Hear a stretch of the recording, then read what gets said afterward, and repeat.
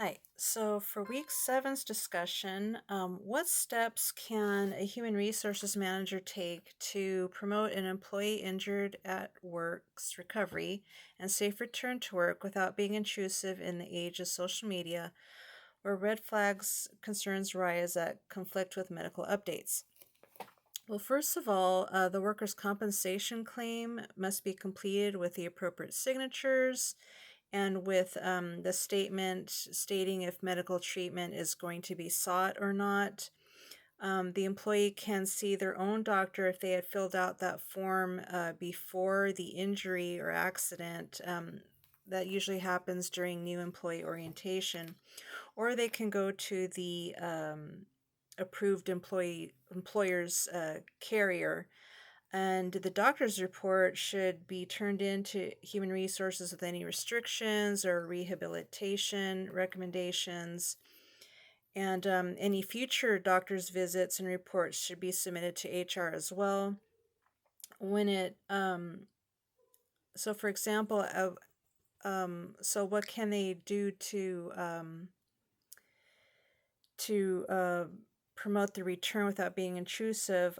So for example, at one place I worked at, we kept an Excel file with all the workers' compensation claims and with details such as when someone was expected to return to work. So when it came close to that day or that time, the employee's manager would follow up to see if they were coming back on that day or did they need an extension.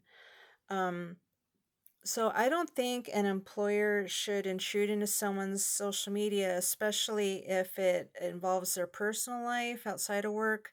Um, but if they do post a video at work, though, that's another story, especially if the company has a social media policy in place that says that you can't talk about work, period. Um, However, if there is a lawsuit involved regarding the workers' compensation claim, then the employer's lawyers should be able to gather all the facts just so they can be sure that there isn't any fraud involved. Now, I just want to point out that with injuries, what you can and can't do can be kind of tricky though. So, for example, I used to work at Dollar Tree, and one time I was stocking some merchandise on the shelves, and I had tripped down a box and I hit my elbow against a metal shelf, and so I had to go see the I had to go to the clinic to get the doctor's report, and it turned out they put me on a work restriction where I couldn't lift more than 5 pounds with my left arm. And so I had to be put on register duty. And then they recommended all this rehabilitation where I was, doing, all these exercises to get my hand working. I'm actually still feeling pain. Well, I wouldn't call it pain. There's like a numbness in these fingers here and in my hand. It feels like it's kind of asleep.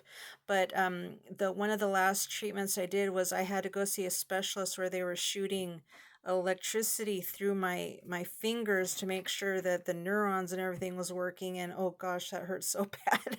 And so they didn't find anything wrong with me, so case was closed and I had to go back to work, full work authorization. So anyway, um, now if you were to look at me during that time, were there times outside of work where I may have had to lift something heavy?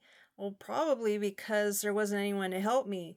So if, say you saw me on social media carrying some groceries with both hands into my house, or carrying a box or something, could I be accused of a workers' compensation fraud?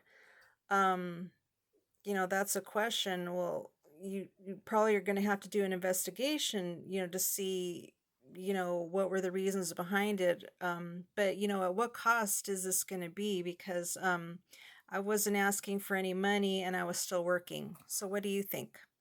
Thanks.